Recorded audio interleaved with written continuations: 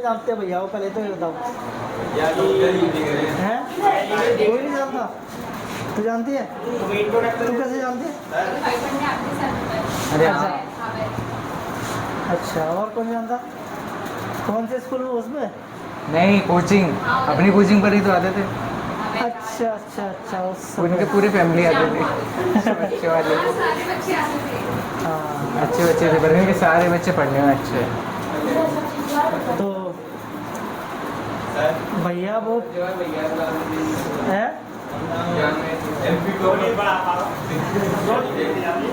वो थोड़ा बड़ा वाला है। उसको लाएंगे, पहले वो यूपीएससी की तैयारी कर ले। यूपीएससी कर रहे हैं? हाँ, यूपीएससी कर रहा है वो अभी। जब कर लेगा, जब नहीं होगा उसको तो इधर ले आएंगे, ठीक है? इधर ऐसे लोगों को इकट्ठा करूँगा जो टॉप लेवल पर पढ़ाई कर रहे हैं, इधर उधर ऐसे नहीं है कहीं से भी उठा के ले आए किसी को। तो भैया पढ़ाने नहीं आए हैं, ठीक है? चिंता मत करो, मैं ही पढ़ाऊँगा।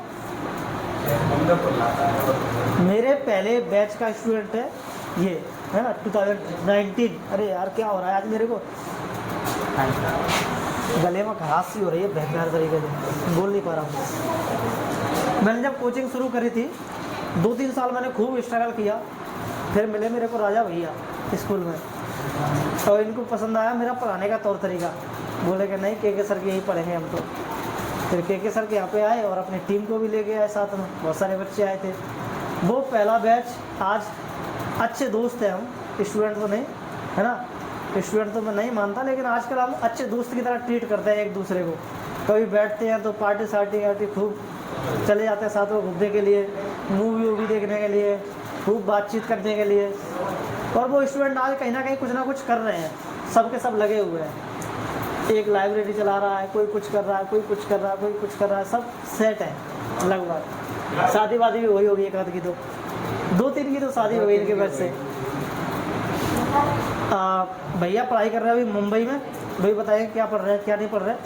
तो उनका कोई प्रोजेक्ट होगा, तो उस प्रोजेक्ट के लिए यहाँ पर आए हैं कुछ रिसर्च करने के लिए। वो रिसर्च उनको कंप्लीट करनी है और जाके सबमिट करनी है कॉलेज में। तो उसी रिसर्च का पार्ट हो आप लोग, तो सुन लो क्या है 10-5 मिनट, फिर अपन पढ़ते हैं, ठीक है? और आप लोगों के कोई क्वेश्चंस हो तो पूछ लेना कि भाई वहाँ कैसे पढ़ते हैं, यहाँ तो हम ऐसे पढ़ते हैं, फलाना ढिमकाना, ठीक है?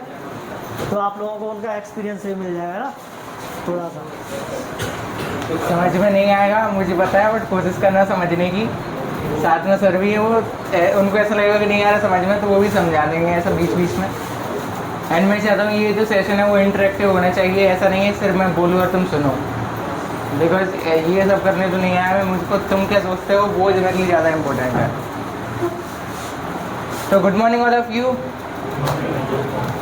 As if you know me, about me, don't know that doesn't matter, because मैं वैसे बताने वाला हूँ कि क्या है, पहले जो था वो आज नहीं हूँ, और आज जो हूँ वो बहुत अलग हूँ। Like myself Raja Oja, and I am alumnus of this institute, Raja Oja. I am alumnus of this institute. Alumnus means जो पहले यहाँ से पढ़ के निकल चुके होते हैं। I studied here during my 9th, 10th and 11th also with physics subject with KK sir, and I get awesome result in my 2019 batch with 92.8 percentile something, and 100 out of 100 in mathematics, and 12th also I get 100 out of 100 in maths. So it's really as a amazing result for me. This helped me to, जो मुझे help किया मुंबई जाने में, और आज जो भी हूँ वो उस रिजल्ट्स की वजह से ही आगे बढ़ता गया। बिकॉज जो डिसिप्लिन और जो मेंटेनेंस और स्टडी का जो भी था वो सब कुछ जो मैंने यहाँ से सीखा, आज वो सारी सीखी हुई चीज़ें काम में आ रही है मेरे। आज हमारा जो सेशन है वो इंटरेक्टिव होने वाला है ऑब्वियसली। तो मेरा एक रिसर्च है जिसके ऊपर मैं रिसर्च कर रहा हूँ, मेरा रिसर्च प्रोजेक्ट है जो कि एक इंटरनेशनल कॉन्फ्रेंस में प्रेजेंट होने वाला है। It's not about MP level और स्टेट लेवल और India level, it's international conference में वो जो प्रेजेंट होने वाला है। तो यहाँ पे अलग अलग कंट्री से, लाइक इंडिया, अमेरिका, जापान, अलग अलग कंट्री से जो भी रिसर्चर्स रहे हैं वो अपनी रिसर्च को प्रेजेंट करते हैं। देन वहाँ पे वो प्रूव करते हैं कि आपने ये रिसर्च किस तरीके से किया और उसमें क्या क्या गलतियाँ, क्योंकि बिकॉज ये मेरा फर्स्ट रिसर्च है हमारा ये रिसर्च होता है वो हमारा 3rd सेम में कंप्लीट करके देना होता है। अभी जो मेरा है बेसिक रिसर्च है, हमको रिसर्च बताया गया क्या होता है, लेकिन हमारे कॉलेज वाले भी एडवांस लेवल है लाइक सर कि उन्होंने जो 3rd सेम में करना होता है ना, वो बोलते हैं पहले ही 1st सेम में ये 2nd सेम में करके बताओ, फिर 3rd सेम में आपको प्रैक्टिस होगा तो आप बहुत अच्छे से कर सकते हो। तो उन्होंने ये रिसर्च प्रोजेक्ट हमारा इंटरनेशनल कॉन्फ्रेंस में डाल दिया पहले। अभी हमारा रिसर्च कंप्लीट करने के बाद हम उसको प्रेजेंट करेंगे। तो बेसिकली स्टार्ट करते हैं कि रिसर्च होता क्या है।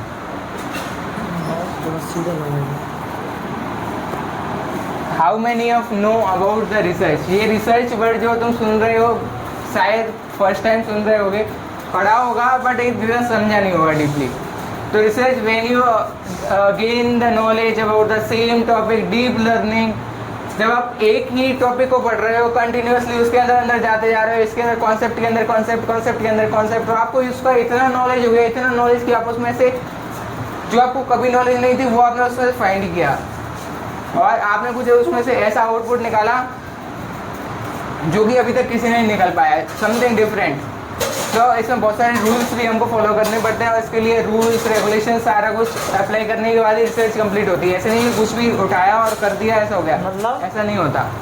जैसे आप लोग अभी 12th पढ़ रहे हो, 12th के बाद आप लोग ग्रेजुएशन में जाओगे ना, ग्रेजुएशन में मान लो आप लोगों ने बीए किया, बीए के बाद आप लोग एमए करोगे, पोस्ट ग्रेजुएशन, पोस्ट ग्रेजुएशन के बाद आप लोग एमफिल करोगे, एमफिल करने के बाद आप लोग पीएचडी करोगे। पीएचडी जो होती है ना वो एक रिसर्च बेस्ड होती है। वहाँ पर आप लोगों को जिस सब्जेक्ट में आप पीएचडी कर रहे हो उस सब्जेक्ट का खुद आप लोगों को अपना थीसिस लिखना पड़ेगा, रिसर्च करनी पड़ेगी जा करके, फिर उसको आप लोगों को पब्लिश करना पड़ेगा, है ना। यूनिवर्सिटी जाएगा, चेक होगा, फिर वो पब्लिश होगा तुम्हारा रिसर्च, फिर सारी दुनिया के लोग तुम्हारे उस रिसर्च को पढ़ेंगे। मतलब वो आपकी खुद की, है ना, क्रिएटिविटी या जो भी कहना है अपन, मेहनत होती है ना उस रिसर्च में। तो वो प्रोजेक्ट उसका चल रहा है। तो now I am pursuing masters of computer application with Mumbai education trust associated with Mumbai university. इसके लिए एग्ज़ाम क्वालिफाई करने के बाद जो कॉलेज लगता है वो उसके बाद ही वहाँ पे एमसी होता है। जैसे कि अपने लोकल में क्या होता है, किसी भी ने भी एडमिशन लिया और एमसी के ऐसा उधर नहीं होता है बिल्कुल भी। तो मेरी रिसर्च है जिसका मेन टॉपिक है impact of AI and RPA on IT jobs. Like what is the impact of automation. जो हम ऑटोमेशन है और आरपीए को अडॉप्ट कर रहे हैं उससे हमारे जॉब्स पर क्या इम्पैक्ट करने वाला है। इससे पहले भी काफ़ी सारी रिसर्च इस टॉपिक के ऊपर हो चुकी है, बट उन रिसर्चर्स का मानना है कि जो हम ऑटोमेशन और आरपीए को यूज़ कर रहे हैं उससे हमारी जॉब्स पर कोई इफेक्ट नहीं पड़ेगा। लेकिन मेरा थिंकिंग ऐसा बिल्कुल भी नहीं है। मेरा है कि जो हम एआई और ऑटोमेशन को यूज़ कर रहे हैं ये हमारी जॉब्स को रिड्यूस भी नहीं करेगा बट रिप्लेस करेगा। तो first of all we have to understand that what is automation and what is RPA. तो ऑटोमेशन क्या होता है, आरपीए क्या होता है। ऑटोमेशन से कुछ ऐसा दिमाग में कुछ आ रहा है कि ऑटोमेशन क्या हो सकता है। लाइक जो काम ऑटोमेटिकली डन हो रहा है उसे बोलता है automation. And what is RPA, when you are doing the same repetitive work in your daily routine life, that is called RPA, robotic process of automation. तो जैसे हमने ऑटोमेशन को लिया और आरपीए को लिया तो उससे हम पर क्या इफेक्ट पड़ रहा है, हमारी जॉब्स, हमारा फ्यूचर क्या हो रहा है। बिकॉज आप जो पढ़ रहे हो उसको अभी के लिए ऐसा सोचे कि हमारे किसके लिए कर रहे हो, फ्यूचर के लिए कर रहे हो ना। जब आप फ्यूचर के बारे में नहीं सोचोगे तो उसका कोई सेंस नहीं बनता फिर पढ़ने का। आज तो फ्यूचर से रिलेटेड सारी चीज़ें होती हैं। तो then I want to ask you that how many students use Instagram और YouTube in your daily life. Everyone Instagram के तो एकदम वो है, क्या बोलते हैं, किंग और क्वीन है, किंग है ना। हाँ, then have you notice that Instagram or YouTube only shows that video or reels to you that you want to like or you want to show. Like when you are watching cricket videos on YouTube, they show only cricket videos to you because they know about you. They read your behavior, what you are thinking, what you are analyzing. तो जिधर भी आप कुछ कर रहे हो उसमें like आपने इनपुट दिया उसको, कुछ आपने कुछ भी सर्च किया, आपने उसको लाइक किया, तो इसके पीछे काफ़ी सारी थ्योरीज और इसके एल्गोरिथम्स वर्क करती हैं। तो तभी ये हो पाता है। एक इम्पोर्टेंट, बहुत सारी चीज़ें इंपॉर्टेंट होती हैं बट मैं आपको सिर्फ एक बेसिक आइडिया देने वाला हूँ कि इसके पीछे काफ़ी सारे एल्गोरिथम्स वर्क करने वाली हैं। बिकॉज ऑफ आजकल एआई है तो एआई सब कुछ हो रहा है। How many you know about the AI, artificial intelligence, everyone knows about AI. क्या करता है वो? सब कुछ कर देता है, सब है ना। जैसे AI बोला ना, AI is a very very different thing and very big thing. AI के अंदर काफ़ी सारे पार्ट्स आते हैं, तो ये हमने सबको बोल दिया AI, और हमारा ये बेसिक कॉन्सेप्ट है AI। AI is artificial intelligence. Everyone knows about the full form of AI, but what is the literal meaning of AI? Like it's like think like human, analyze like human, creativity, analyzing and decisions, जो कि बहुत जल्दी लेता है वो।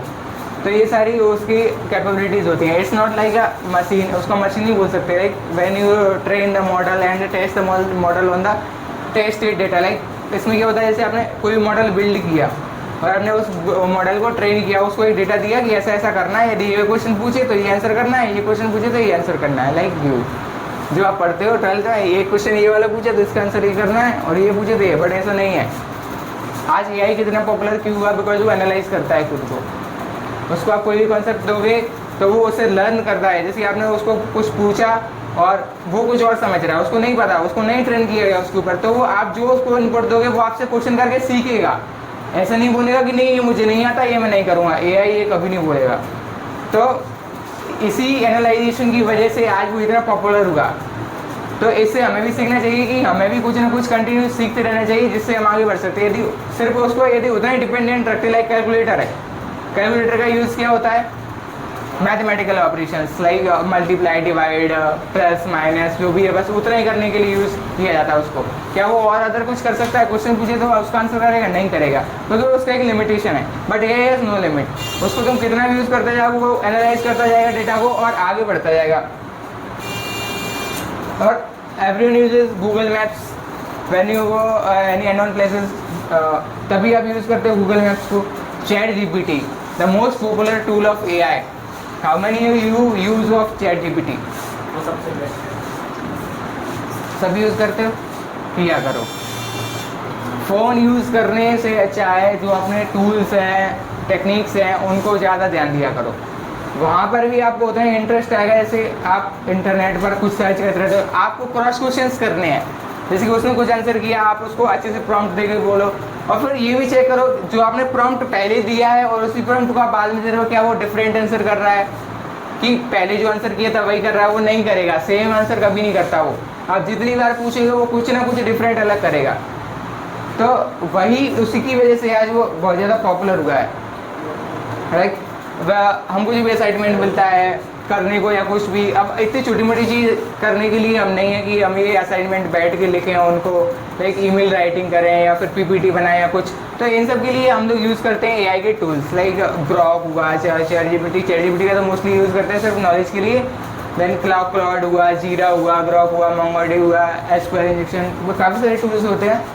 तो ये अपने हम बेसिकली क्या हो जाता है, जब हम कंप्यूटर सीखने के लिए आते हैं हमको क्या सिखाते हैं? माइक्रोसॉफ्ट वर्ड, माइक्रोसॉफ्ट एक्सेल, और बस वही पूरा नहीं कर पाते और उसी में हमारा कोर्स खत्म हो जाता है। Literally I have completed 3 times ये जो कोर्स होता है ना, कंप्यूटर कोर्स, मैंने 3 से 4 बार कंप्लीट किया, लेकिन मुझे अभी तक ये MS वर्ड एक्सेल खत्म नहीं हो पाया मेरा 4 बार में। तो ये आजकल कोई काम का भी नहीं है, क्योंकि आप जैसे उसको ChatGPT या जेमिनी को दोगे वो तुरंत उसके करके देगा, तो उसकी ज़रूरत ही नहीं है। तो हमको ज़रूरत किधर है? सारे काम ChatGPT कर देगा। उससे कहो भाई मेरा एक्सेल फाइल बना के दे देगा। ChatGPT उससे कहो MS वर्ड की फाइल बना के दे, सब बना के दे देगा। जैसी कहोगे वैसा बना के दे देगा। जेमिनी बना देता है। एक्सेल में काम अब AI से हो रहा है। माइक्रोसॉफ्ट ने खरीद लिया Copilot को। Then I have a question now that if you use automation and RPA, are job reduce, replace or doesn't impact? मतलब हमने यदि ऑटोमेशन या RPA को यूज़ किया तो क्या हमारी जॉब्स पर कोई इम्पैक्ट नहीं पड़ेगा, या फिर पॉजिटिव इम्पैक्ट पड़ेगा, लाइक जॉब इंक्रीज होंगी, या फिर नेगेटिव इम्पैक्ट पड़ेगा कि जॉब चली जाएगी? आपका क्या सोचना है इस बारे में? क्वेश्चन समझ में आया? क्वेश्चन ये है कि AI से जॉब चली जाएगी या AI से नई जॉब क्रिएट होंगी या फिर कोई इम्पैक्ट नहीं पड़ेगा उसका? इसमें दोनों बन रहा है। नेगेटिव इम्पैक्ट जॉब जाएंगी तो रिप्लेस भी होगी, नई जॉब्स भी आएंगी। तो क्या आजकल यही सब कुछ हो रहा है? जॉब और कोई आंसर करो। Because everyone think differently. और बताओ और क्या सोचते हो? सबसे पहला एबिलिटी बढ़ाओ अपना बोलने का। लिटरली आज मुझे क्या भी ये होगा? फील होता है उधर जाके कि हमारी सबसे बड़ी कमजोरी होती है कि हम बोलते नहीं हैं। जहाँ हमें बोलना होता है वहीं नहीं बोलते और बाकी जगह तो बहुत सारा बोलते हैं। तो मीन्स आपका जब आप पूछ रहे हो, आपकी एजुटेशन जब खुलेगी ना तभी आप आगे बढ़ सकते हो, क्योंकि आपके माइंड में क्वेश्चंस तो आते हैं बट आप कुछ पूछते नहीं हो और उसी वजह से वो क्वेश्चन वहीं खत्म हो जाता है और वही हमारी सबसे बड़ी वजह बनता है। बाहर के जो बच्चे रहते हैं ना उनका क्या रहता है मेनली, उनको जो भी क्वेश्चन है उनको पूछना है बस, उनको कोई मतलब नहीं है सामने वाला क्या बोलेगा बाजू वाला क्या बोलेगा, किसी से कोई फर्क नहीं पड़ता। उसको जो क्वेश्चंस करना है वो डायरेक्ट क्वेश्चन करे, वो सोचेगा भी नहीं कि मुझे ये क्वेश्चन करूँ कि नहीं करूँ। वॉइस जॉब रिड्यूस होगा या इंक्रीज होगा? रिड्यूस होगा। क्यों होगा? तुमने कहा सुना जैसे कि रिड्यूस? कैसे रिड्यूस होगा? कहाँ हाँ। सुना, कैसे सुना? ये बताओ, तुम्हें क्या जानकारी है उसके हाँ। बारे में बताओ, कैसे पता चला तुम्हें? रिड्यूस होगा तो आप कैसे सोच रहे हो कि वो रिड्यूस होगा? टेक्नोलॉजी अभी टेस्ला कार में एआई टेक्नोलॉजी आ गई, हाँ। जो पहले इम्पोर्टेंट था लेकिन अब नहीं है, हाँ। सारे कैसे होने लगे। Auto driven car. हाँ ये बात सही है। यहाँ पर एकदम रिड्यूस्ड होंगी जॉब। ऐसे ही अपने क्वेश्चंस को वेरीफाई करना होता है कि आप जो बोल रहे हो आप सोच भी तो रहे हो तभी तो बोल रहे हो, ऐसा तो नहीं कुछ भी बोल रहे हो। का भी एआई ने शायद आधा काम खत्म कर दिया है। हाँ, कैसे? टीचर्स का कैसे? इसलिए खत्म कर दिया है। आजकल जैसा कोई क्वेश्चन है सिलेबस पूरा एआई पे डाला है, ऑनलाइन का अपन उससे भी कर लेते हैं तो ज़्यादातर पूछे भी अब समझ पड़ रही है। और कोई? हाँ मतलब ऐसे सच में ऐसे एक्सपेरिमेंट हो चुके हैं। छत्तीसगढ़ का, ये छत्तीसगढ़ मेरे को एग्जैक्ट याद नहीं है, स्कूल शायद कोई साउथ का ही था। हाँ है ना। वहाँ पर स्कूल में एक एआई रोबोट मतलब कोई टीचर है ना लगा दी गई है पढ़ाने के लिए, है ना। टीचर को काम तो वो टीचर्स वही पढ़ाएगी। और सोचो एक हमारे पास, मेरे पास, एक ह्यूमन टीचर के पास कितनी नॉलेज होगी? बहुत कम, है ना। लेकिन वो जो एआई टीचर है उसके पास तो सारे सब्जेक्टों की भरपूर नॉलेज है, उससे आप जिस सब्जेक्ट का जो पूछोगे वो बताएगा वो। तो सोचो वहाँ टीचर्स का आगे चल करके ये काम खत्म होने वाला है। क्लासरूम में क्या देखने को मिलेंगे? रोबोट्स देखने को मिलेंगे आगे चल के। लेकिन हो सकता है कि जो ऑफलाइन क्लास का फील जिस तरह से टीचर दे सकता है उस तरह का फील वो नहीं दे पाएंगे। जैसे मैं मजाक करता रहता हूँ आप लोगों से क्लास में, अब वो टीचर वो तो नहीं मजाक कर पाएगा ना, यही तो नहीं मजाक कर सकता ना। बच्चों को कब क्या मजाक करना है कब क्या मजाक नहीं करना वो केवल पढ़ा सकता है, लेकिन क्लास को फील केवल ऑफलाइन टीचर ही करा सकता है। पर सर है ना? जनरेशन के हिसाब से कोई बदलाव भी हो सकता है आगे चल के। हाँ शायद देखो आगे चल के क्या होता है, लेकिन पूरी तरह से अभी जो एआई है वो टीचर्स को रिप्लेस नहीं कर सकता। लेकिन हाँ उन टीचर्स को जरूर रिप्लेस कर देगा जो एआई का इस्तेमाल नहीं कर रहे हैं, है ना। जैसे मैं पढ़ाता हूँ तो मैं एआई का भरपूर इस्तेमाल करता हूँ, भरपूर। मेरे पास कहाँ है नोट्स किताबें कुछ नहीं है मेरे पास, है ना। सिर्फ एक लैपटॉप है, उसी से पढ़ाता हुआ तो सारा कुछ, उसी में नोट्स है, उसी में सब कुछ है। पहले तो एआई से क्या होता था, नोट्स बनाने में मेरे को बहुत ज़्यादा प्रॉब्लम होती थी, नोट्स लिखो बनाओ। अब मेरे को आप लोगों को पढ़ाना होता है तो मैं तुरंत, मैं जहाँ से ज़्यादा मुश्किल से 2 घंटे बैठता हूँ या 3 घंटे ChatGPT पे या किसी और एआई प्लेटफॉर्म पे, और आप लोगों के नोट्स तैयार कर लेता हूँ, है ना। हाँ लेकिन नोट्स तैयार कैसे करने हैं वो एआई नहीं जानता है, उसको ट्रेंड करना पड़ेगा आप लोगों को कि मुझे नोट्स इस तरह के चाहिए, इस लैंग्वेज में चाहिए, है ना, और ऐसा इनमें होना चाहिए। तब वो जाकर के वो वैसा करके क्या कर देता है, दे देता है। तो मेरा काम उसने क्या कर दिया, आसान कर दिया। तो हाँ कंटिन्यू कर लो अपना। और किसी को क्या लगता है? अभी ये कॉन्वर्सेशन बहुत अच्छी होने वाली है। बहुत चीज़ हमें करता है, जैसे कि आजकल कई कॉन्ट्रैक्टर्स हैं वो बिल्डिंग पहले मैथ की टूर बनाते थे, लेकिन अब एआई की टूर बनाते हैं। और डॉक्टर्स का काम भी बहुत खत्म हो रहा है, क्योंकि अब बीमार में एकदम सही कह रहा है, चाइना में भी हॉस्पिटल ही खोल दिया, एआई का रोबोट इलाज कर रहा है। एआई हॉस्पिटल, उसमें 300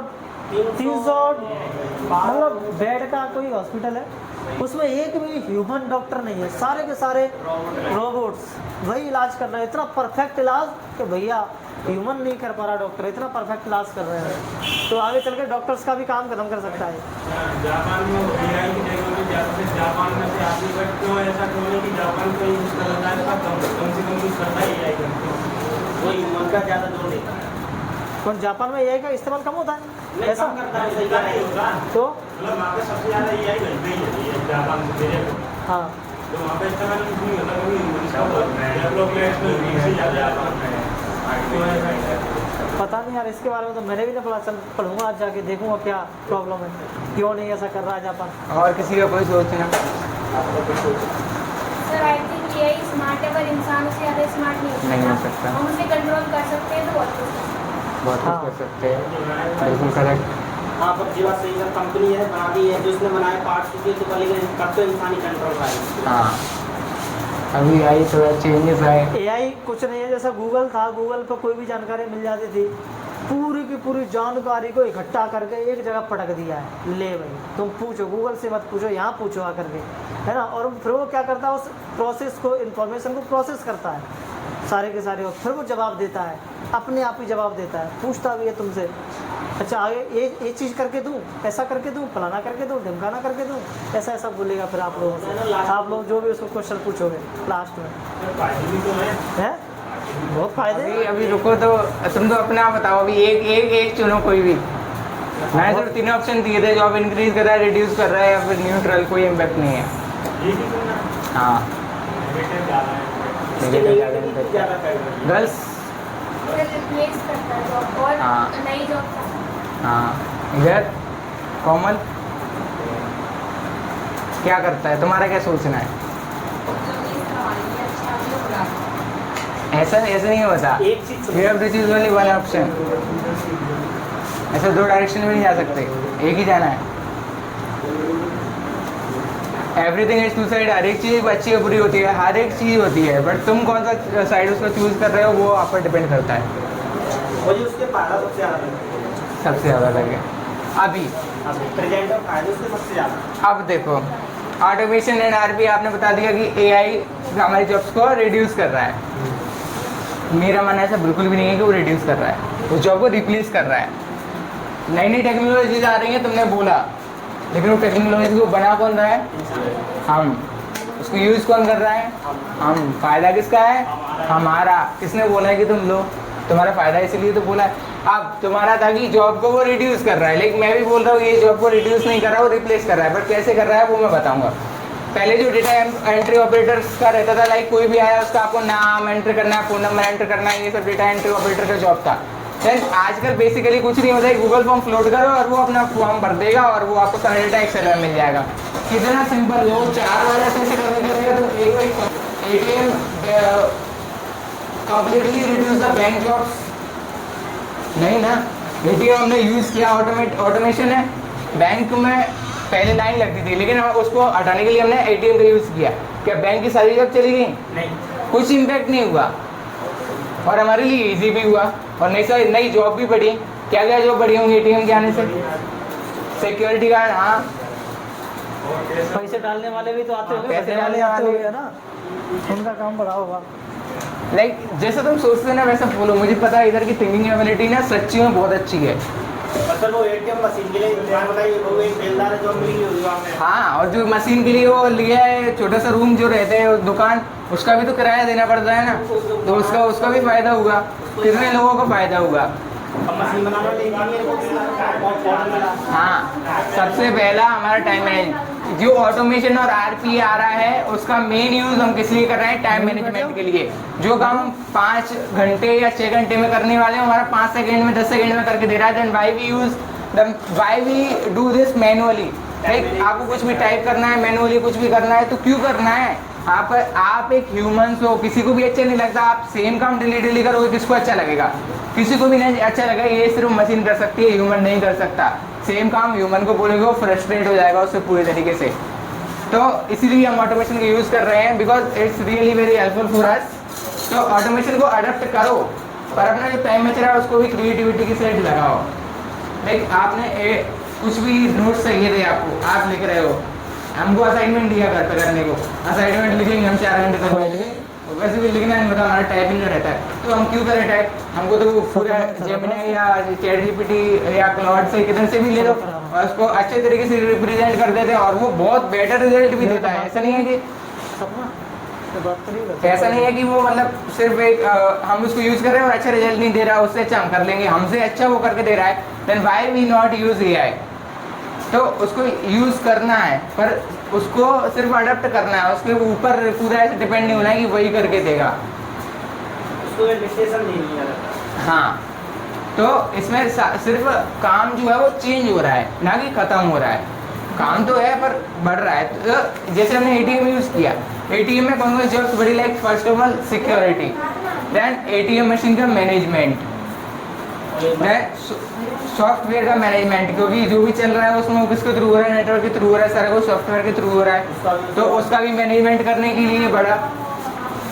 फिर हमने यूज़ किया digital banking like UPI, PhonePe, Paytm. तो उनको बनाने के लिए भी फिर आप बताओ, ये भी हमने यूज़ कर लिया, फिर भी बैंक की जॉब गई, तब भी नहीं गई।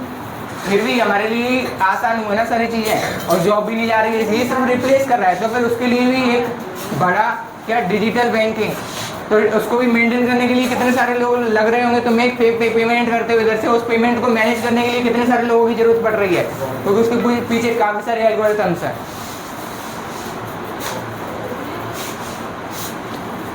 तो जब आप स्विगी, जोमेटो, फ्लिपकार्ट, अमेजोन सारा कुछ यूज़ कर रहे हो, आप अपने ऑर्डर, जैसे ही आपने ऑर्डर कंफर्म किया और उधर से आप तुरंत पेमेंट गेटवे पर चले जाते हो। कैसे होता है वो?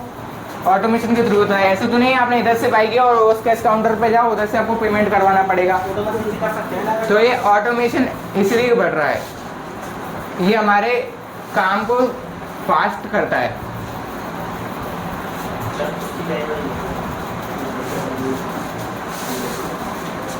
तो जैसे कि मैंने डिस्कस किया मेरे रिसर्च टॉपिक के बारे में, ऑटोमेशन एंड आरपीए। अभी आपको समझा कि ऑटोमेशन क्या होता है एंड आरपीए क्या होता है और इसका जॉब्स पर हमारा क्या इम्पैक्ट पड़ रहा है। इससे पहले काफ़ी रिसर्चर्स इस पर रिसर्च कर चुके हैं, पर उन्होंने मिस किया क्या उन्होंने इसमें मिस किया।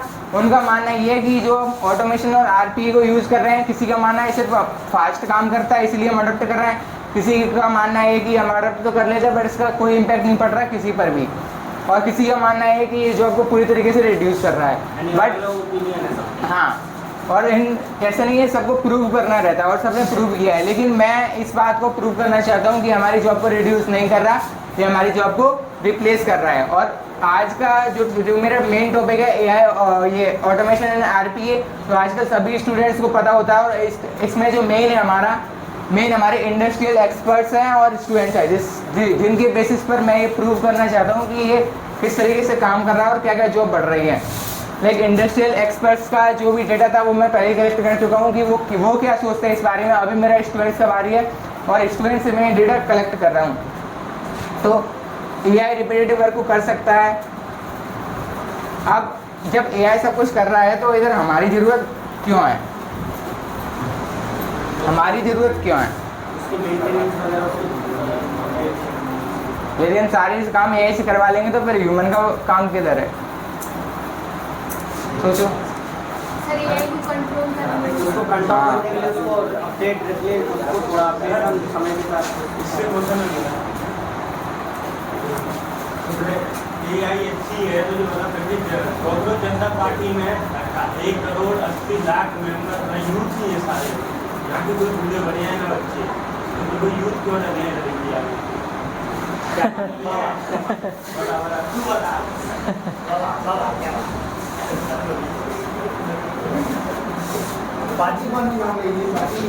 तो अभी हमारी फ्यूचर स्किल्स में हमें क्या क्या जरूरी है? एआई को तुम कंट्रोल कर लेंगे, ऐसा कुछ काम कर देगा, तुम्हारी ज़रूरत किधर पड़ेगी? तुम्हारी ज़रूरत पड़ेगी कम्युनिकेशन स्किल्स में। लाइक कंपनीज में आप वर्क कर रहे हो, आप काम तो कर लोगे, उसको सामने वाले को कस्टमर को कैसे रिप्रेजेंट करोगे, कंपनीज में कैसे रिप्रेजेंट करोगे कि तुमने काम किया क्या है और कैसे होने वाला है। तो ये कंपनीज में ऐसा नहीं है कि आपको सिर्फ काम करके दे दिया और ऐसा कुछ चला गया, वहाँ पे आपको communication skills is very very important. And second one is leadership. यदि आपको लोगों को कंट्रोल करने नहीं आया, तो तुम कुछ काम कर रहे हो और लाइक तुम्हारा एक ग्रुप है 10 पर्सन्स का और सभी अपना अपना काम कर रहे हैं, तुम्हारी कम्युनिकेशन स्किल्स अच्छी नहीं है, आपस में बातचीत ही नहीं कर रहे हो तुम अच्छे से और अपना काम करने में लगे, पता हो 10 ने एक ही काम कर दिया जो कि 10 को अलग अलग काम करना था। तो ऐसा भी तो नहीं होना चाहिए ना। प्लस लीडरशिप होना चाहिए, लोगों को मैनेज करना भी तो आना चाहिए। कंपनीज में आजकल ये सबसे ज़्यादा है। और सबसे बड़ा डेटा एनालिस्ट का रोल अभी बहुत हाई लेवल पे चल रहा है। क्यों? क्योंकि सब कुछ करके दे रहा है, लेकिन एनालाइज तो आप कर पाओगे ना कि ये डेटा मेरे पास है, ये डेटा मेरे पास है, इधर कमी क्या रह रही है कि ये ज़्यादा बढ़ रहा है, ये कम बढ़ रहा है। तो ये एनालाइजेशन खुद को करना पड़ेगा ना कि हम क्या क्या आइडिया इसमें लगा सकते हैं और इसको बढ़ा सकते हैं। ये तो लीडर का सबसे बड़ा योगदान है। बिल्कुल। Technology will continue changing. यदि आप खुद को चेंज करोगे तो बहुत आगे बढ़ोगे, यदि आपने खुद को चेंज नहीं किया तो वो पीछे रह जाओगे। AI will not replace humans. AI will not replace humans, but the human that uses AI that can replace that human that cannot use AI. Literally एक पर्सन है, AI ह्यूमंस को रिप्लेस नहीं कर सकता, पर एक ह्यूमन जो AI का यूज़ कर रहा है वो उसको रिप्लेस कर सकता है जो नहीं यूज़ नहीं कर रहा।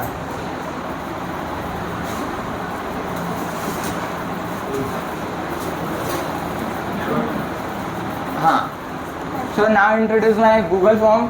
मैं एक गूगल फॉर्म फ्लोट करने वाला हूँ जो कि आपको लिंक और QR के थ्रू मिल जाएगा।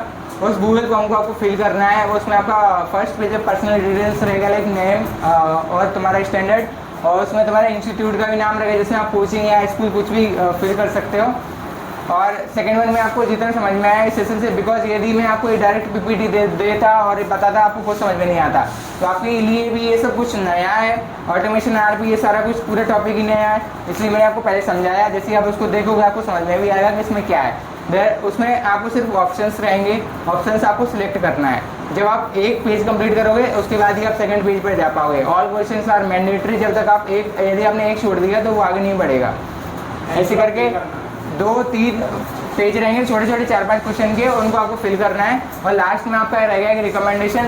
If you have any recommendation about me, about my session, about my project, Hindi और इंग्लिश जैसे भी आप करना चाहते हो, उसमें आपको जो भी लगता है वो आप उसमें मेंशन करना। ऐसा नहीं है कि आप सिर्फ अच्छा ही अच्छा करना है। जैसा आपको फील हुआ इस सेशन से और जैसा आप इस रिसर्च टॉपिक के बारे में सोचते हो उसको वैसा ही फिल करना है। Because I really want honest data. Because fake data तो मैं क्रिएट कर सकता था ना कहीं से भी, लेकिन मुझे ऑनेस्टली उसका डेटा चाहिए कि तुम लोग क्या सोचते हो, क्योंकि ये जो रिसर्च है वो स्टूडेंट्स और इंडस्ट्रियल एक्सपर्ट्स के ऊपर है।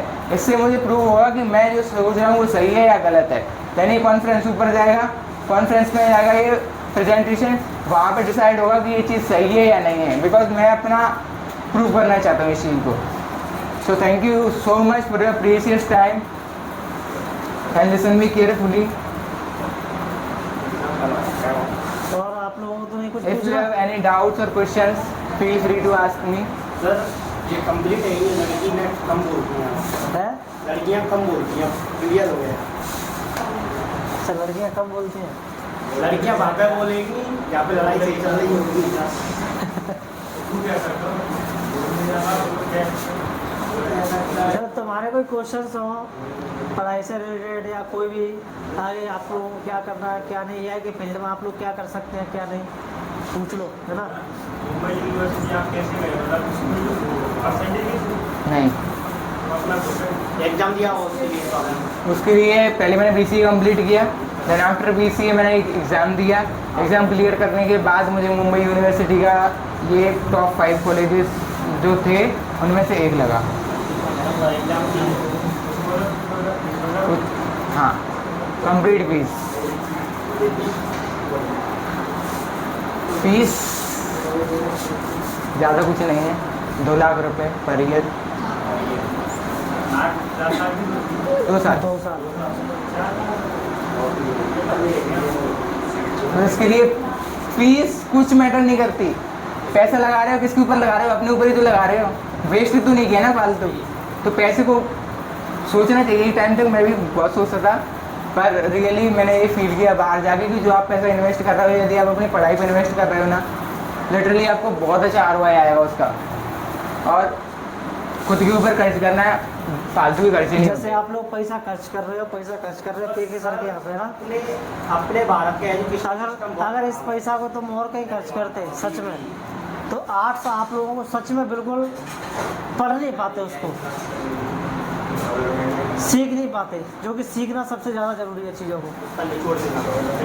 नहीं तो आप लोग चीज़ों को रट लेते, रटने का कितना इनको टेंशन आ जाए भैया, इनको बता दो ज़रा। यहाँ के स्टूडेंट्स जो ज़्यादा भर आते हैं 95% ला करके, 97-98% ला करके, उनका क्या इम्पोर्टेंस है उधर मुंबई, इंदौर, दिल्ली अगर ये जाते हैं इतनी परसेंटेज लेके, तो क्या इनकी कोई वैल्यू है उधर? परसेंटेज की सर मुझे लगती वैल्यू है। नॉलेज की वैल्यू होती है not a percentage. Percentage doesn't matter. Percentage क्या है? जो तुमने एक साल में सिलेबस पढ़ा वो परसेंटेज है। नॉलेज क्या है? जो तुम्हारे लाइफ टाइम का जो तुमने क्या सीखा और आगे क्या करने वाले, दैट इज योर नॉलेज। और discipline, your personality, that is very important. Literally जब आप बाहर जाओगे आपका परसेंटेज, आप मार्कशीट नहीं दिखाओगे सामने वाले कि मेरे ये मार्कशीट है या ऐसा पूरा सबको दिखाते फिर ये मेरा मार्कशीट है। बट आपका जो नॉलेज है वो सामने से उसको दिखेगा कि आपके अंदर नॉलेज है और वो उसी से समझ में आती है चीज़ें। लाइक जैसे कि मैंने अपना ये BC कंप्लीट करने के बाद एग्ज़ाम दिया महाराष्ट्र CET में, मुझे 98.24 समथिंग कुछ ऐसा कुछ था। 98 लिटरली वेरी हाई परसेंटाइल, सबके लिए बहुत होता है। मैंने ऐसा एक्सपेक्ट नहीं किया था कि 98 पॉइंट ऐसा कुछ आएगा, वो भी ऑल ओवर इंडिया के रैंक में। उधर जाने के बाद ऐसा लग रहा है ना 98.8 बहुत अच्छी परसेंटाइल है। 98.8 थी एग्जैक्टली। तो 98.8 बहुत बहुत बड़ी परसेंटेज होती है, जो कि ना तो 10th बेस पे ना तो 12th बेस पे, ये ऑल ओवर इंडिया बेस पर है। उसके बाद जब मुझे वहाँ गया और मुझे उन लोगों के साथ ट्रीट किया गया लाइक 72%। सर वो थोड़ा उसमें और दिमाग थोड़ा ज़्यादा मतलब समझ रहे हैं यहाँ के स्टूडेंट्स की वैल्यू कितनी है उधर, है ना। वहाँ की एजुकेशन का लेवल क्या है और यहाँ की एजुकेशन का लेवल क्या है। यहाँ पर 95% बनाने के बाद वहाँ आपको ट्रीट किया जा रहा है 75 के जैसा। वो भी जानते हैं MP से आया हुआ है और MP में क्या कचरा कर रखा है एजुकेशन का। तो अब पता वो जो एग्ज़ाम हुआ महाराष्ट्र CET का हुआ, वो एग्ज़ाम सभी स्टूडेंट्स के लिए सेम था, उसका सिलेबस सबके लिए सेम था, उसकी फ़ीस सबके लिए सेम थी। फिर इधर क्यों ऐसा किया कि जो 98 परसेंटाइल पे आ रहा है और 72 पे आ रहा है उसको सिर्फ महाराष्ट्र वाले को प्रायोरिटी दे रहे हैं, बिकॉज वो अपने स्टेट को आगे बढ़ाना चाहते हैं, अपने स्टेट के लिए करना चाहते हैं। और हमारे यहाँ सब बिल्कुल गवर्नमेंट नहीं सोचती है कि अपने स्टेट का कुछ है। अपनी गवर्नमेंट ने सोचा पेपर लीक कैसे होगा। तो ये सारी चीज़ें भी बहुत इम्पेक्ट करती हैं, क्योंकि हर एक जगह का माहौल वहाँ से बनता है, क्योंकि बाकी गवर्नमेंट बाकी लोग क्या सोच रहे हैं और वो कैसे आगे बढ़ रहे हैं। प्लस उधर का जो माहौल है वो ऐसा है कि उधर के जिधर हमने जैसे स्टार्ट किया है, हमारे इधर कोई नहीं है लेकिन मैंने ऐसा स्टार्ट किया। और लेकिन हमारा कंपैरिजन किससे है? उनके बच्चों से नहीं, उनके जो पापा वगैरह है जो करते थे उस टाइम पे, वो अब हम कर रहे हैं। यानी सोचो उनके बच्चे कितने आगे होंगे। तो ये सारी चीज़ें भी बहुत ज़्यादा इम्पोर्टेंट रहती हैं। तो नॉलेज गेन करो और हमेशा पढ़ो, तो कॉन्सेप्चुअल पढ़ो। एक क्वेश्चन वाइज पढ़ने का कोई इम्पोर्टेंस नहीं है, बिकॉज सुन लो ध्यान से, है ना। जैसे ही तुम्हारा 12th होगा, 12th के बाद आप एक बार और रिपीट कर दो नई बात। अच्छा सुन लेने की, कैसे पढ़ो कैसे पढ़ो? हमेशा पढ़ो तो कॉन्सेप्चुअल वाइज पढ़ो, concept wise, not a question wise. Because question ये क्वेश्चन है, इसका आंसर रेडली यही हो गया, वो नहीं आया एग्जाम में तो क्या होगा? अब वो रटने का कोई मतलब नहीं है। देखो अभी तुम रटने का कोशिश भी कर लोगे, 11th 12th कर लोगे, लेकिन जैसे ग्रेजुएशन में जाओगे आपको सिर्फ उधर कॉन्सेप्ट मिलता है, नॉट क्वेश्चन कि ये वाला क्वेश्चन इसका आंसर ऐसे नहीं होता। उधर का ये एक यूनिट है, ये कॉन्सेप्ट है, वो पढ़ा देंगे पूरा। उसमें से चाहे 4 क्वेश्चन बने, चाहे 2 बने, चाहे 1 पूछे, चाहे नहीं भी पूछे, लेकिन वो नॉलेज तो बहुत काम में आती ना आगे। और ऐसे ही पढ़ना पड़ता है, इसलिए अभी से हैबिट डालो, यही होता है। जैसे सर पढ़ा रहे हैं बिल्कुल सेम, मेरा जो मुंबई यूनिवर्सिटी से मैं पढ़ रहा हूँ सेम वही पढ़ाते हैं, कॉन्सेप्ट वाइज लिया। और बाकी कोशिश करो खुद से क्वेश्चन बनाओ, खुद से आंसर लिखो उसके, और जितना लिखने से तुमको प्रैक्टिस होगा ना उससे ज़्यादा कुछ नहीं हो सकता। मेरा भी कॉलेज है, उधर भी वो लोग दे सकते हैं सब कुछ नोट्स वगैरह, बट वो फोकस करते हैं लिखवाने पे, क्योंकि वो जानते हैं कि जितना बच्चा सुनने से नहीं समझता, वो लिख रहा है ना तो उसका फोकस है वहाँ पे। यदि इधर कोई पढ़ा रहा है ना, मैं बोलता रहूँगा कुछ भी बोलता रहता, अभी बात है कुछ ना कुछ चलते ही रहता है। Like physically you are there but mentally you are not. Mind में पता नहीं क्या क्या चलता रहता है। हमारे भी चलता है, जब हमारे टीचर्स ऐसे बोलते हैं कि घंटे तक लेक्चर लेते हैं तो, लेकिन वो लिखवाते हैं। जब आप लिखते हो ना तो वो लिखने वाली जो चीज़ रहती है, तुम्हारा फोकस रहता है सिर्फ पेन और पेपर पे, तुम इधर उधर बिल्कुल नहीं भटकते। ये सारी चीज़ें भी बहुत काम में आती है। अपन को लगता है जैसे अपन आगे बढ़ रहे हैं तो सारी चीज़ें बहुत अलग अलग हो रही हैं, ये तो पुराने ज़माने हो गए ऐसा, पर कुछ कुछ चीज़ें वो भी रहती हैं। लेकिन सारी चीज़ें भी पुरानी नहीं ले सकते, कुछ नई भी लेनी पड़ेगी, क्योंकि सब कुछ हमारे अकॉर्डिंग चाहिए, हमको पिछला नहीं कर सकते हम। उस चीज़ का अपडेट करना तो चाहिए, सबसे बड़ा सारी चीज़ें अपडेट करना सबसे बड़ा रीज़न, जिस तरह से मैं पढ़ा रहा हूँ ना, एक्चुअली में ऐसे ही सारे टीचर्स को पढ़ाना चाहिए और सारे बच्चों को ऐसे ही पढ़ना भी चाहिए। लोग बाकी लोग पढ़ा नहीं रहे हैं, मैं अकेला इस तरह से कर रहा हूँ कि मुझे पता है मैंने यूपीएससी के लिए पढ़ा हुआ है। वहाँ पे एक से एक वीआईपी टॉप लेवल के टीचर्स होते हैं, वो कैसे पढ़ाते हैं मैंने उन्हीं की जो टीचिंग स्टाइल है उसी को अडॉप्ट किया हुआ है। जब मैं उस तरह से पढ़ाता हूँ तो जब यहाँ पर नए बच्चे आते हैं तो उनको लगता है, पहली बार ऐसी चीज़ें देखते हैं, यार ये क्या चल रहा है यहाँ पे, ऐसे कौन पढ़ाता है। तो क्या इन बच्चों को कोचिंग छोड़ देनी चाहिए या समझने की कोशिश करनी चाहिए? अगर ऐसे करते चलोगे तो लिटरली आपको बहुत ज़्यादा हेल्पफुल रहेगा, और बिल्कुल आगे चल के तुमको जो प्रॉब्लम होने वाली है ना वो बिल्कुल भी नहीं होगी यदि ऐसे पढ़ाते हो, बिकॉज वो भी वही पढ़ाएंगे जैसे ये पढ़ा रहे हैं। और अगर आप वैसे पढ़े क्वेश्चन वाइज ऐसा कुछ, और उधर जाके आपको मिला कॉन्सेप्ट वाइज, 2 महीने आपके ऐसे गए कि समझने में कि कर क्या रहे हैं ये, और जो कि आप वही देखते आ रहे हो वही करते जाओगे तो फिर तुम्हारे लिए क्या ही डिफिकल्ट है, सब कुछ ईजी है, बिकॉज तुम पहले कर चुके हो। अब तुमको हिंदी पढ़ने को बोले, इंग्लिश पढ़ने को बोले, तुम पढ़ चुके हो, तुम्हारे लिए कितना ईजी है वो, बहुत ज़्यादा। तो ये सारी चीज़ें बहुत इंपॉर्टेंस रखती है लाइफ में कि तुम किस तरीके से पढ़ रहे हो चीज़ों को और किस तरीके से सीख रहे हो। और हमेशा ऐसा हार्डवर्क करने से मत रुको कभी भी, क्योंकि देखो मेहनत करोगे तभी आगे बढ़ोगे। आज आप किसी को भी देख रहे हो वो हर एक अपनी मेहनत से आगे बढ़ा है, सिर्फ लगता है ऐसा वो बहुत आगे है, वो ऐसा कर रहा है, वो ऐसा कर रहा है, पर उसके पीछे का कोई नहीं देखता कि उसने क्या क्या किया। जो वो पीछे का काम कर रहा है, मेहनत कर रहा है, उसी से वो आज आगे बढ़ रहा होता है। तो मेहनत करने वालों की भी कोई गारंटी नहीं है कि आगे बढ़ेगा। हमने मेहनत की ना, लेकिन हम लोगों ने जिस चीज़ के लिए मेहनत करी यूपीएससी के लिए, क्या हमारा वहाँ कुछ हुआ? नहीं हो पाया, अभी तक तो नहीं हो पाया, आगे भी हो सकता है ना हो। फिर सोचो उनकी जो मेहनत नहीं कर रहे हैं, जिस चीज़ से है ना, चाहो कमी नहीं मिलती। जो लोग मेहनत नहीं कर रहे हैं उनका क्या होगा फिर? तो मेहनत आप लोगों को करती रहनी पड़ेगी, तभी आपके चांसेस हैं कि आगे आपका कुछ हो पाए, है ना। और जो भी आप करते हो कभी ऐसा मत सोचो ये कर लिया इससे क्या होगा, ये कर लिया इससे क्या होगा, बिकॉज आपने कुछ भी किया उससे आपने बहुत कुछ सीखा। जहाँ आप 0 से स्टार्ट किया था, जब आप उसको कंप्लीट कर लेते हो आपको कुछ ना कुछ तो मिला ही होगा। ऐसा तो नहीं होता सब कुछ वेस्ट गया, वेस्ट कुछ नहीं होता है दुनिया में। हर काम करते रहो, उससे कुछ ना कुछ मिलता ही रहेगा आपको। इसलिए सबसे बड़ी गलती किधर होती है हम लोग, यहाँ जो है वो नॉलेज की बहुत ज़्यादा कमी है। बच्चे बहुत ज़्यादा डिस्टर्ब हो जाते हैं खुद से कि हम किधर जाएँ, इतना डाउट रहता है उनको, फील्ड क्लियर नहीं रहती है। और उधर के जो बच्चे रहते हैं उनका सीधा सा फंडा रहता है, ये लाइन पकड़नी है, सीधा जाना है बस।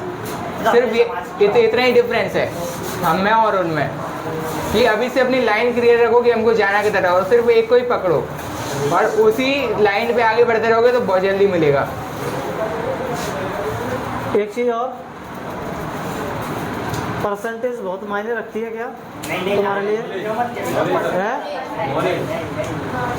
परसेंटेज आ सकती है और आती ही है अपने यहाँ से, जब बच्चे वही टू द पॉइंट पढ़ते हैं। टू द पॉइंट का मतलब मैं आप लोगों को वही क्वेश्चन मैं आप लोगों को दे सकता हूँ जो बोर्ड में पूछे जाएंगे। आप लोगों को वही क्वेश्चन दे सकता हूँ और 100% वहीं से पेपर आएगा। इससे फ़ायदा किसका है? मेरा। क्यों?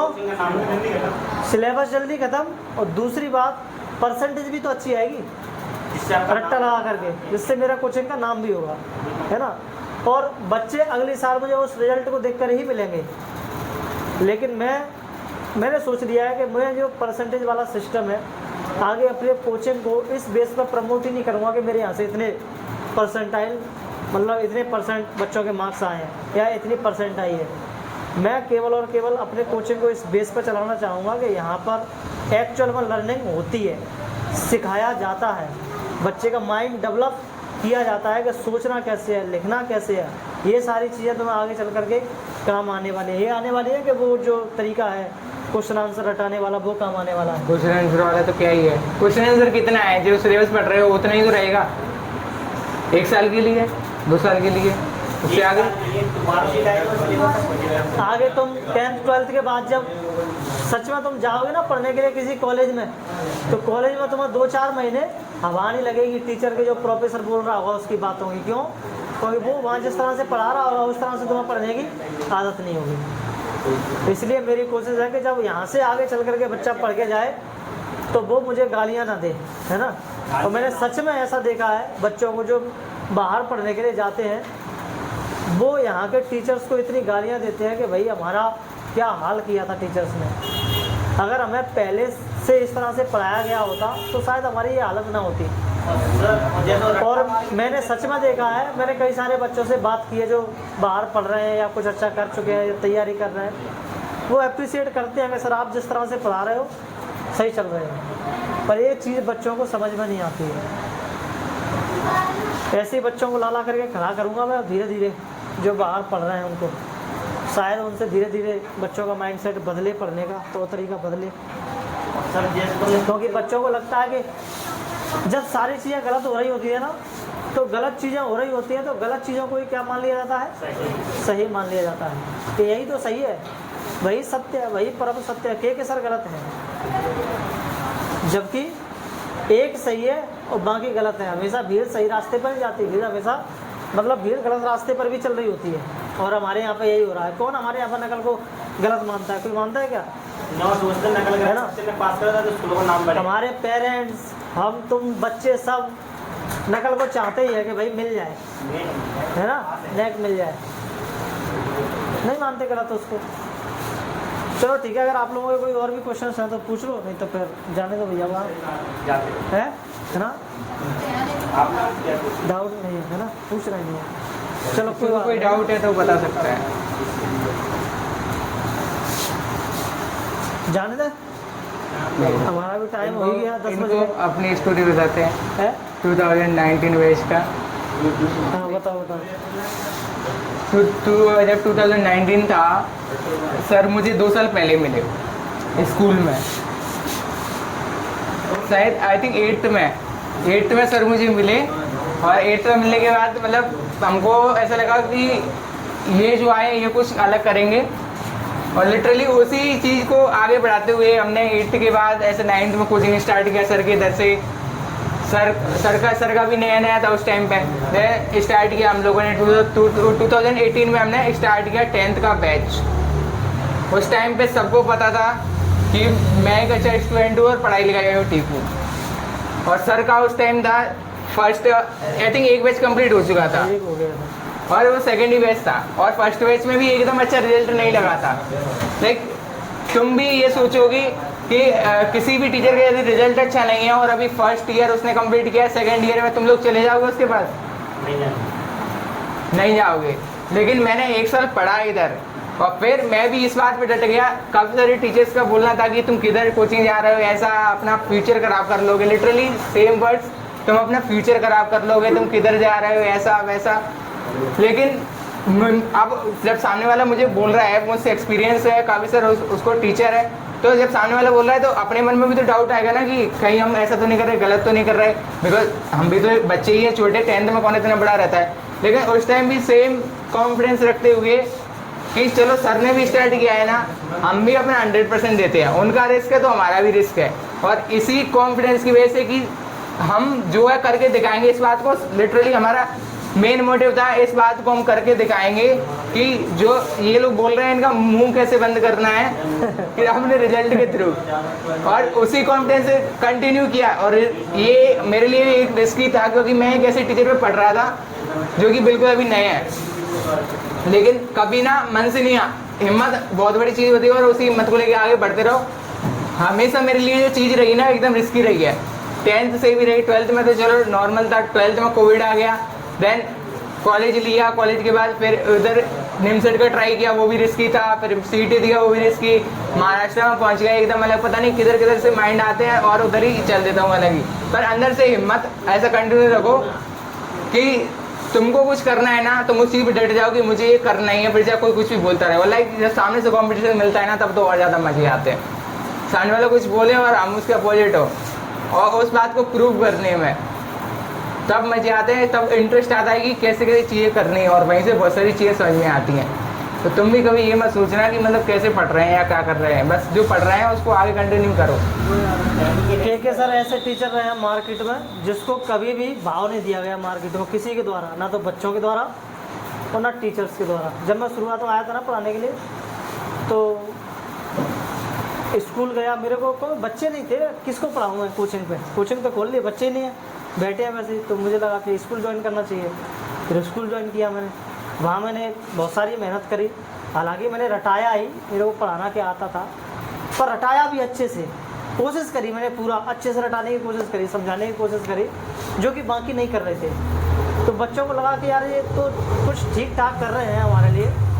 मतलब बच्चे उस समय जब मैं गधा बना रहा था बच्चों को, मैं तो गधा ही कहूँगा उसको क्योंकि मैं सच में नहीं पढ़ा रहा था, पर बच्चे उस समय भी ये सोचते थे कि ये अच्छा पढ़ा रहे हैं। तो बच्चे आना शुरू हुए मेरे कोचिंग पर। ये सच्चाई बता रहा हूँ मैं आप लोगों को। बच्चों को ऐसा लगता था कि मैं अच्छा पढ़ा रहा हूँ, पर मुझे ऐसा लगता है कि मैं एकदम अच्छा नहीं पढ़ा रहा था, एकदम बहुत बुरा पढ़ा रहा था। पर बाकियों से फिर भी अच्छा ही था, बाकियों से फिर भी अच्छा ही था। बहुत सारे बच्चे आए मेरे यहाँ पे जो टीचर्स ऑलरेडी स्कूल में पढ़ा रहे थे, काफ़ी सारे पुराने टीचर्स, उनकी कोचिंग को छोड़ के बच्चे मेरे यहाँ पे आ गए। 2 साल में उनके यहाँ से सारे टॉपर बच्चे इधर आ गए। उसके बाद उनको लगा कि भाई ये तो काम खत्म करने वाला है हमारा, अगर 1-2 साल और रहा तो। फिर कुछ ऐसा सिस्टम बनाया गया स्कूल में कि भाई इसको तो निकालो यहाँ से, नहीं तो ये गड़बड़ कर देगा। और मैं एक चीज़ के खिलाफ था एकदम, चुप हो जावे, नकल के एकदम खिलाफ था, क्योंकि नकल से हमारा हुआ था सत्यानाश। तो मैं नहीं चाहता था कि हमारे साथ में जो हुआ है नकल से वैसा किसी और बच्चे के साथ में हो। तो मेरी फिलॉसफी सीधी थी कि भाई नकल को सपोर्ट नहीं करना है। तो मेरे को स्कूल से बोला गया कि भाई ठीक है सर, आपको सेंटर पर जाना है, हेल्प करा के आनी है बच्चों की। तो मैंने कहा मैं और हेल्प कराने जाऊँगा बच्चों की सेंटर पर, नकल कराने? जिन बच्चों से मैं क्लास में मना करता हूँ ये भाई बुरी चीज़ है, गंदी चीज़ है, इसको नहीं सीखना है, तो तुम मेरे को उन्हीं के सामने नकल कराने के लिए भेज रहे हो। मतलब मेरी वैल्यू क्या रहेगी उनके सामने? रेपुटेशन गिराने की कोशिश। हाँ, तो मैंने कहा मैं नहीं जा पाऊँगा भैया नकल वकल कराने के लिए। तो बोले कि ठीक है, हम आपके साथ काम नहीं कर पाएंगे फिर। तो मैंने कहा ठीक है, लो पकड़ो अपना मार कर, हम जा रहे हैं अपने घर। उसके बाद फिर मैंने, कोविड आ गया 2019 में, तो मैंने स्कूल छोड़ा था। 2020 के लास्ट में कोविड आ गया था। बच्चों का बैकअप मेरे पास था ऑलरेडी स्कूल से, उस समय मेरे पास काफ़ी बच्चे थे, तो मेरे को बच्चों का कोई लोड नहीं था कि बच्चे नहीं आएंगे। उसके बाद फिर मैंने सोचा कि क्या करूँ अब छुट्टियों में घर बैठे बैठे। एकदम माइंड में आया कि भाई चलो यूट्यूब देखते रहते थे। क्लास मेरे को कुछ ऐसे टीचर्स की मिली मेरे को यूट्यूब पर। जब मैंने एक वीडियो देखा, वो था कश्मीर समस्या को लेकर के एक वीडियो था, 4 घंटे का वीडियो था, वो था विकास दिव्यकीर्ति सर का। चुप हो जावे। मैंने वो वीडियो देखा, उस वीडियो में उन्होंने जिस तरह से उसको एक्सप्लेन किया ना कश्मीर समस्या को, वो कश्मीर समस्या को हम लोग पढ़ाते थे 10th क्लास में, और हमने कभी उसको इस तरह से सोचा ही नहीं था, इस तरह से देखा ही नहीं था। जब पहली बार इस तरह से पढ़ा तो लगा कि भाई ऐसे भी टीचर्स होते हैं जो चीज़ों को इस तरह से एक्सप्लेन कर देते हैं, एकदम दूध का दूध और पानी का पानी, सबका सब माइंड में एकदम कहानी की तरह समा गया। 4 घंटे की क्लास में पता ही नहीं चला कि 4 घंटे की क्लास कब निकल गई। फिर मैं उनके यूट्यूब चैनल पर गया और जाकर के वीडियोज़ देखता रहा। कम से कम मैंने 3-4 महीने उनके वीडियोज़ देखे। उसके बाद मैंने डिसाइड किया कि नहीं भाई, कुछ भी हो ये पढ़ाई मेरे को करनी है। पहली बार मेरे को यूपीएससी का तब पता चला, यानी कि 2021 में। सोचो मेरे को यूपीएससी का पहली बार पता चला कि यूपीएससी जैसी कोई संस्था होती है और वो आईएएस वगैरह का एग्ज़ाम लेती है। फिर मैंने, अरे चुप तो हो जा, मेरे को बात खत्म कर लेने दे। फिर मैंने सोचा कि अब तो तैयारी करना है, यूपीएससी में हो या ना हो, आईएएस बने या ना बने, मेरे को टीचिंग तो करना है ना। और टीचिंग करने के लिए यहाँ जो नॉलेज मिल रहा है वो नॉलेज मुझे और किसी एग्ज़ाम की तैयारी में नहीं मिल सकता। बाकी मैंने छोटे मोटे एग्जाम्स की तैयारी पहले थोड़ी बहुत की थी, तो वो क्या करते थे, रटवाते थे। भारत की राजधानी कहाँ है? दिल्ली, है ना? क्यों है दिल्ली ये नहीं बताते थे, है ना? और मतलब वो क्यों का आंसर नहीं देते थे, तो मुझे चाहिए थे क्यों के आंसर, और वो देती थी कौन? यूपीएससी। वहाँ मिलता है हर क्यों का आंसर, एकदम पढ़ाया जाता है बेसिक से एडवांस लेवल तक। तो वहाँ मैंने पढ़ा फिर 4 साल, वो इसी पर्पज़ से कि चलो मेरा यूपीएससी में कुछ नहीं हुआ, कोई बात नहीं, कम से कम मैं अपने टीचिंग में अच्छा कर पाऊँगा।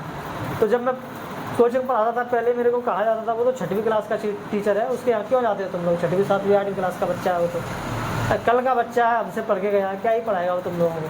पहले ऐसे कहा जाता था। अरे वो तो 10वीं क्लास तक के बच्चों को पढ़ाता है, ऐसे कहा जाता था। और अब उसी टीचर को पूरा मार्केट कॉपी करता है आज उसी टीचर को। और आज वो कहते हैं वो तो बड़े बड़े बच्चों को पढ़ाते हैं, वो छोटे बच्चों को नहीं पढ़ाते हैं, है ना? और आज यहाँ मार्केट में जो भी कुछ नया होता है ना पढ़ाने के फील्ड में, वो यहाँ से नया होता है। यहाँ से बातें जब बाहर जाती हैं वीडियोस के थ्रू, तौर तरीके जब बाहर जाते हैं, तब टीचर उनको अप्लाई करते हैं।